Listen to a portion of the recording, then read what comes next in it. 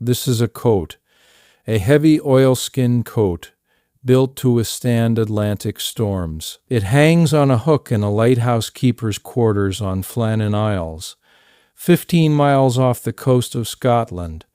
On December 26, 1900, when the relief vessel arrived, this coat was still hanging exactly where its owner left it. But the owner, Donald MacArthur, was gone, vanished, along with 2 other experienced lighthouse keepers.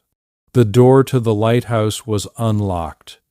The lamp was clean and ready to light. The clocks had stopped. The beds were unmade, and in the kitchen something strange. The dishes were spotlessly clean, washed and put away as if the men had finished their evening meal, tidied up like professionals, and then walked outside into oblivion. 2 men took their coats.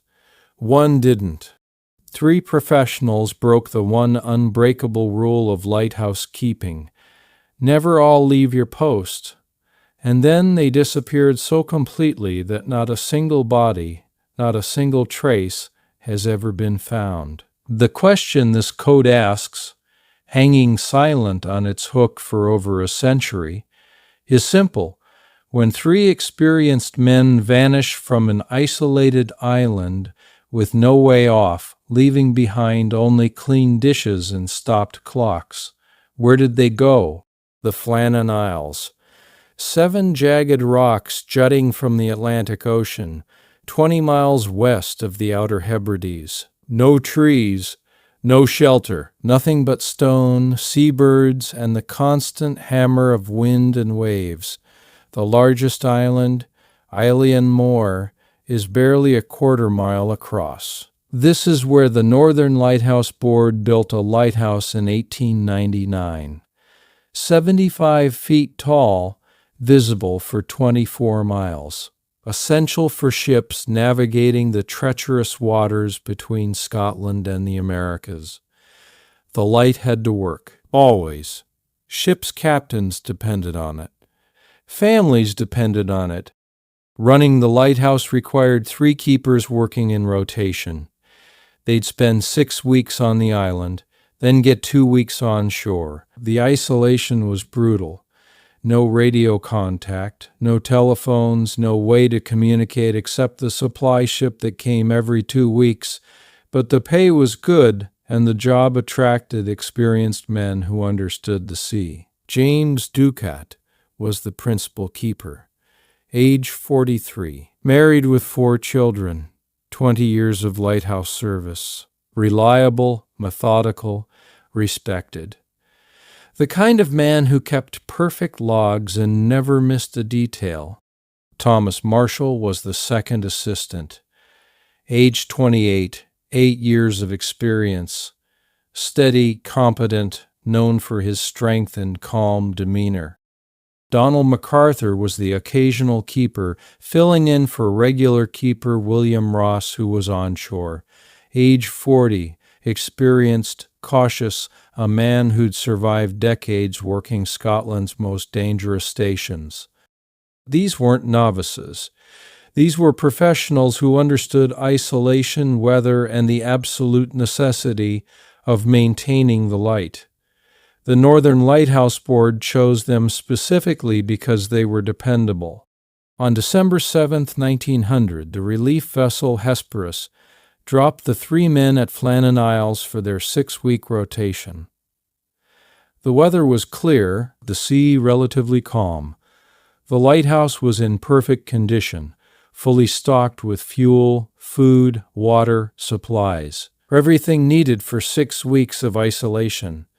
Captain James Harvey of the Hesperus watched the 3 men climb the landing stairs, watched them wave, watched them disappear into the lighthouse to begin their duties. It was the last time anyone saw them alive. December 15, 1900.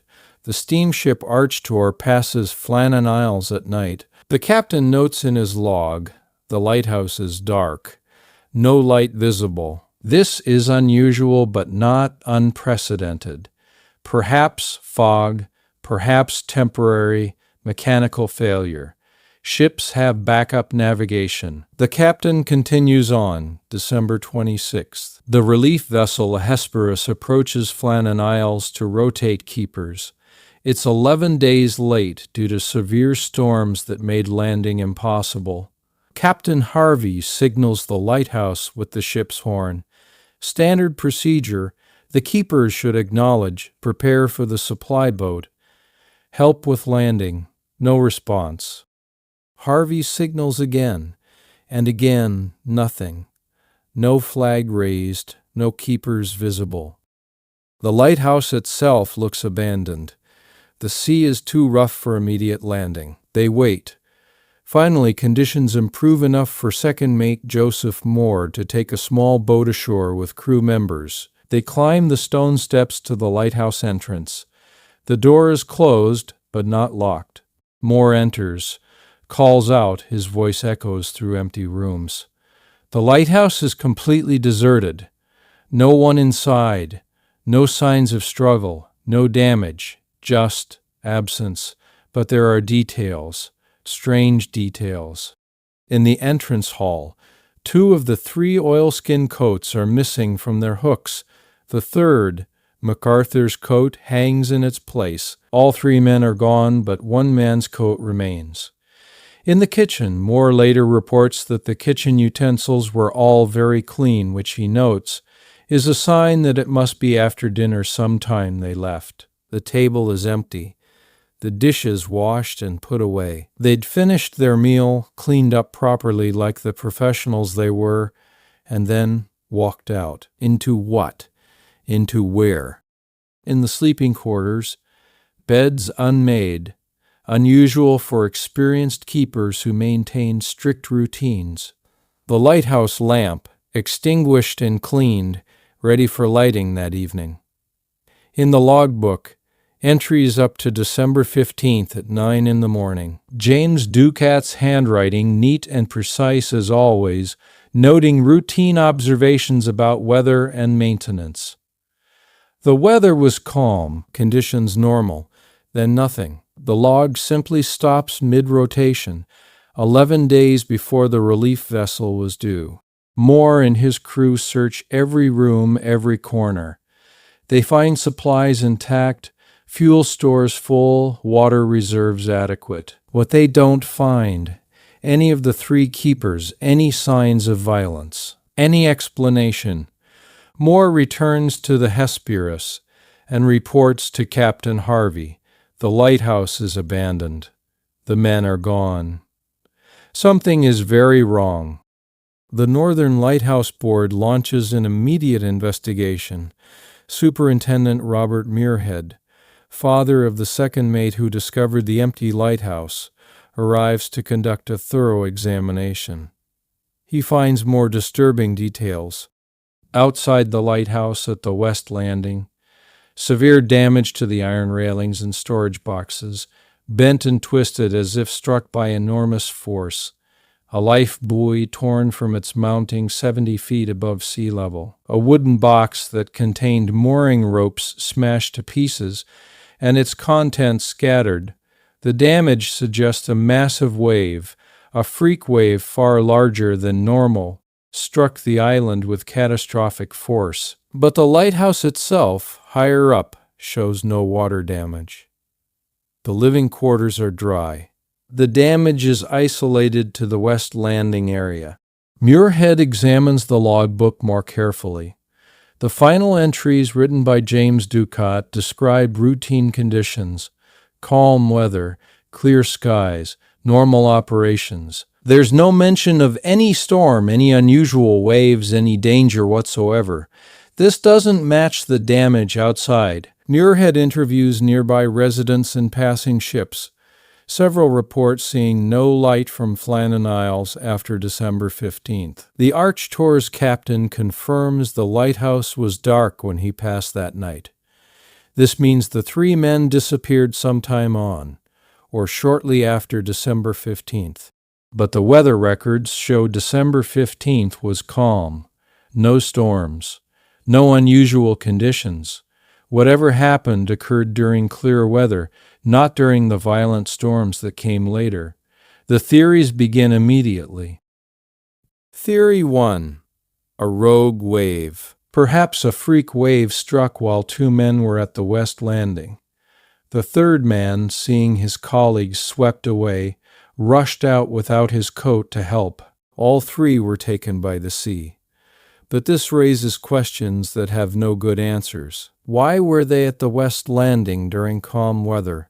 Why was the kitchen so carefully cleaned, suggesting they'd finished dinner hours earlier? Why leave the lighthouse unattended, which violated every protocol they'd been trained to follow? Experienced keepers don't all abandon their post. One always stays inside, always, no matter what. Theory 2. Murder. Perhaps one keeper went mad, killed the others, then killed himself. The bodies washed out to sea. But there's a problem with this theory too. There's no evidence of violence anywhere, no blood, no signs of struggle, and experienced keepers were psychologically screened. Mass murder seemed unlikely from three stable, professional men.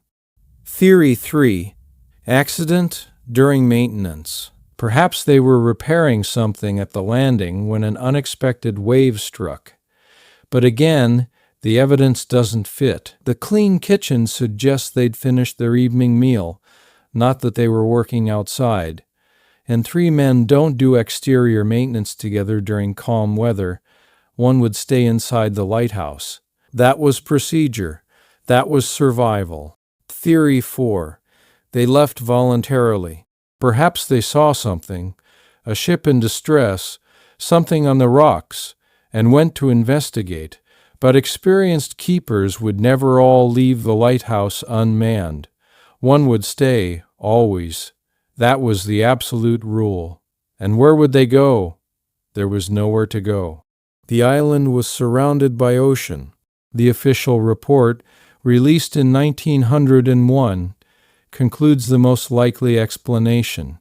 A sudden storm or freak wave swept the men away while they were at the West Landing. The report acknowledges inconsistencies but settles on this as the most rational explanation. The families receive compensation. The lighthouse is restaffed. The investigation closes. But the inconsistencies remain: the spotlessly clean kitchen, the stopped clocks, the missing coats, 2 gone, 1 remaining, the calm weather, the logbook ending mid-rotation with no indication of danger. 3 experienced men don't simply vanish. The Flannan Isles had a reputation long before the lighthouse was built. Local Gaelic speakers called them the 7 Hunters, islands of ill omen. Fishermen avoided landing there. Old stories spoke of strange occurrences, unexplained phenomena, a sense of wrongness about the place. After the keepers vanished, the folklore intensified. Some locals claimed the islands were cursed. Others spoke of sea spirits, of the blue men of the Minch, mythological creatures said to drown sailors. Still others suggested the keepers encountered something supernatural and fled in terror. These explanations are, of course, folklore, not evidence, but they speak to something deeper, the human need to explain the inexplicable. When 3 men vanish without trace from an isolated rock, leaving behind spotlessly clean dishes and no clues, the rational mind struggles. Folklore fills the gap that logic cannot. Let's examine what we know for certain. 3 experienced lighthouse keepers disappeared from Flannan Isles between December 15th and December 26th, 1900. No bodies were ever recovered. The lighthouse showed no signs of violence or struggle. 2 oilskin coats were missing. 1 remained. The kitchen was spotlessly clean. Dishes washed and put away, suggesting they'd finished their evening meal sometime before they left. The beds were unmade, suggesting they left in haste or outside normal routine. The West Landing showed severe storm damage, but the damage pattern didn't match the weather conditions on December 15th.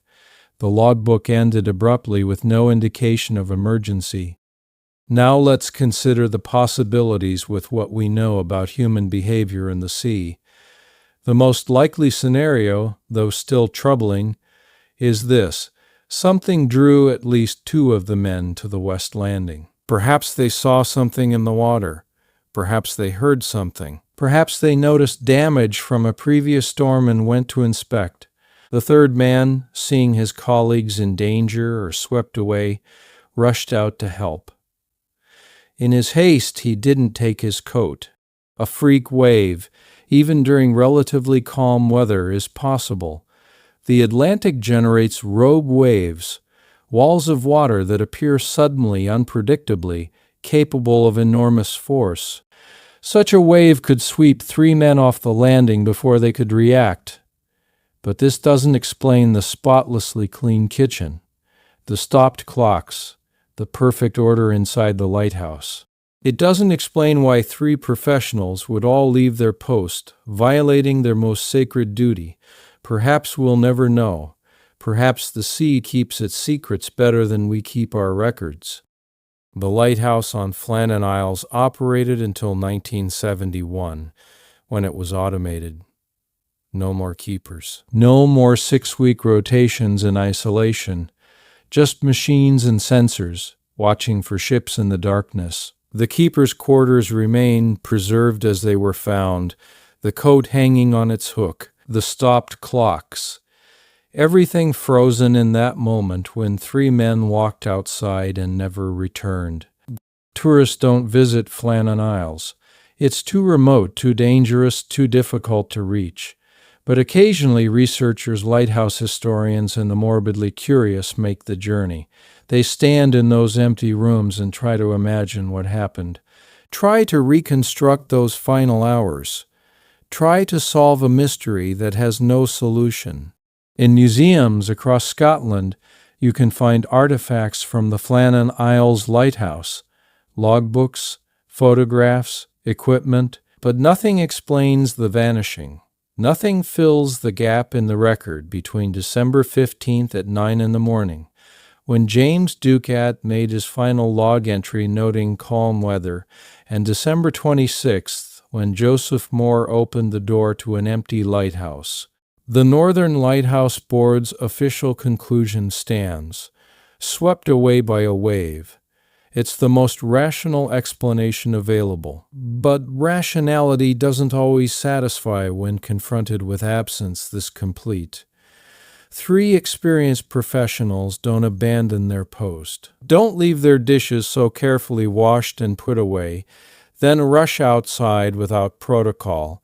Don't all leave the lighthouse unattended. Don't vanish so thoroughly that not a single body, not a single piece of evidence ever surfaces. The sea doesn't usually keep its dead. Bodies wash ashore, clothing surfaces, something remains. But from Flannan Isles in December 1900, nothing. Just an empty lighthouse, stopped clocks, and a coat hanging on a hook. The question the coat asks, the question that remains unanswered after more than a century, is this. When three men finish their evening meal, wash their dishes like the professionals they were, and then walk outside into calm weather, two with coats, one without, and disappear so completely that no trace of them ever surfaces. Where did they go? What did they see? What made them break every rule they'd been trained to follow? The coat doesn't answer. It just hangs there on its hook, waiting for someone who will never return.